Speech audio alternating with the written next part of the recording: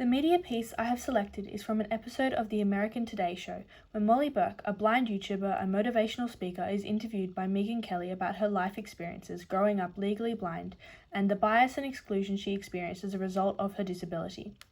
The purpose of the piece is to offer a window into the world of disability to those who have not experienced it, to elicit greater understanding and empathy, and to give those who have disability the feeling that they are not alone in their difficulties. Molly's perspective is that she is disabled and wants to normalise disability. Megyn is empathetic in the situation where disability causes community exclusion because she is willing to interview Molly and discuss her life experiences sensitively. Molly hopes to dismantle the stereotype of what blind people should act and look like. She just started her YouTube channel as a way to show all aspects of her life with viewers, not just parts related to her blindness and bullying. She wanted to be seen as a person, not her disability, which is one of the main barriers disabled people face. I'm not just a blind girl, I'm a girl who happens to be blind. Even dating is made more difficult because of society's view of disability. Potential suitors see her blindness as extra baggage, a complication that they are not prepared to take on. I have all of your problems and then some. Molly mentions that despite sighted people's belief she would change to be fully sighted if she could, she wouldn't. I'm living my best life, and who's to say that being sighted will make it better? Society views impairment as defective and unwanted rather than alternate and valued. Disabled people are often seen by society as needing constant help in the way a toddler would. This is demonstrated by the interviewer asking her how her mother taught her to apply makeup. Molly replies that she taught herself by listening to YouTube tutorials. Molly and others feel infantilized by society's assumptions that they cannot be independent.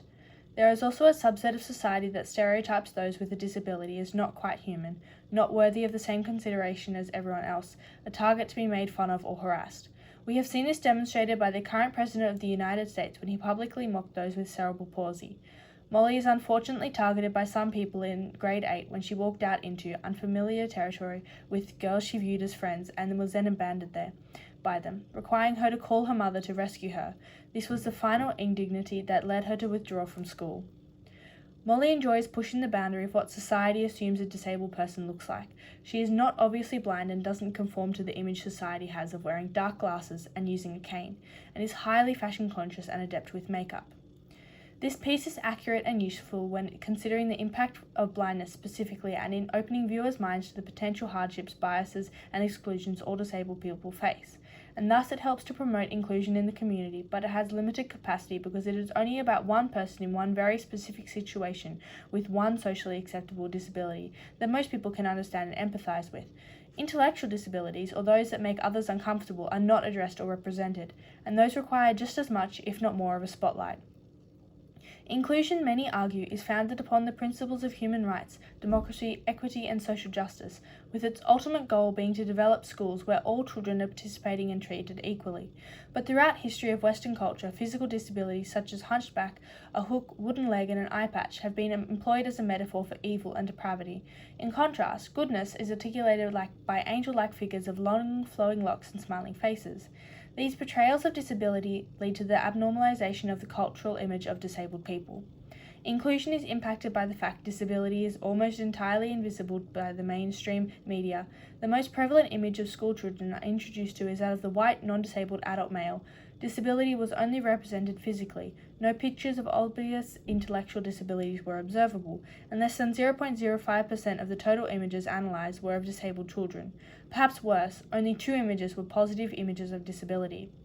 People were acquired rather than developmentally disability are more focused on. In media, and those with visually apparent disabilities are valued because of the unspoken visual and emotional cues they provide. Stereotypical representation of disability is usually a male wheelchair user.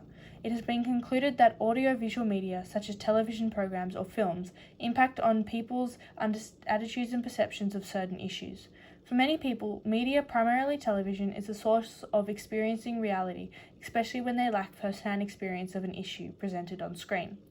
Despite the recent increase in disability representations, disabled people rarely appear in media text as multidimensional participants with their own stories, and as such the TV show The Undateables' exceptional focus on intimate relationships carries the potential of enhancing social learning about the daily experiences of people living with disabilities, and thus increasing societal awareness and inclusion.